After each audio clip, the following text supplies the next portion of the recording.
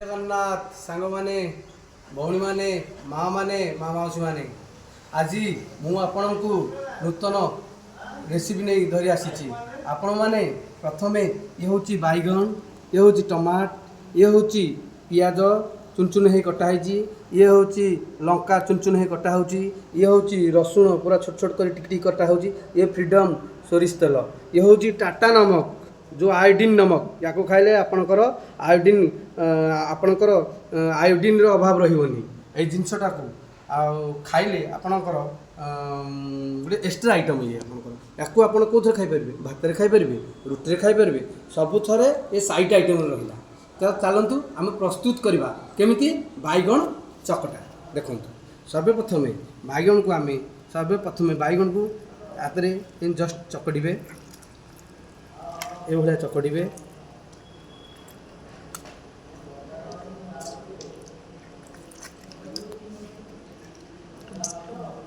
तापर टमाटो को ये आपने एमती भाई चकड़े पूरा मिसेकी चकड़े। और जो भाई और बहनों बाहर का साइड हो बाहर देख रही हैं उसके लिए भी हम बना देते हैं। थोड़ा हिंदी से बोल रहा हूँ, जब मिस्टेक होगा तो कोई मेरे को बुरा नहीं बोलेंगे, बोलना नहीं चाहेंगे।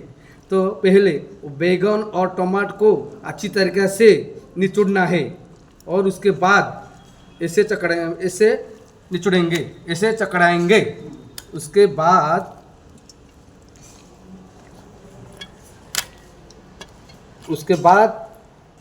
प्याज लेकर जाएंगे।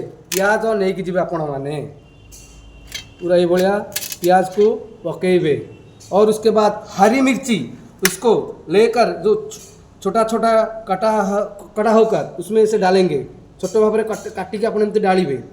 तापर रसुण को देखो रसुण को पूरा छोट छोट करेंगे, ये लहसुन को ऐसे तरीके से छोटा छोटा पीस में उसके डालेंगे। और उसके बाद आपण माने टाटा नमक ये हूँ टाटा नमक आपणकर आयोडीन अभाव जदि जार हो या टाटा नमक खाइले आप आयोडीन अभाव पाइबे। अल्प टाटा लुण टे पकेबे देखु। तापर आपण फ्रीडम सोरिष तेल टे फ्रीडम सोरिष तेल आप फ्रीडम सोरिष तेल टे ढालिबे देखु। उसके बाद आप ऐसे तरीका से फ्रीडम सोरिष तेल ऐसे में डालेंगे मस्टर्ड ऑयल।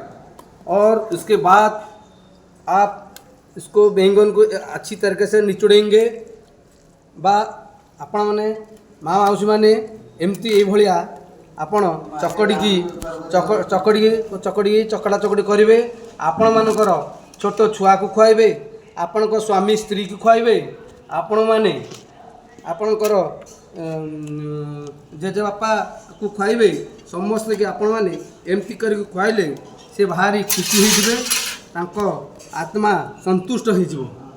जदि आपण को ये वीडियोटा ताहले भल लगिले मते आपण माने जणेले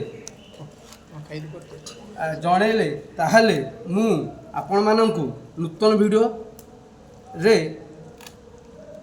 कहि जणेबी। आपण टेस्ट करंतु केमति लागिवो मते कहिबे। मु टिके टेस्ट करछि देखंतु। जय जगन्नाथ।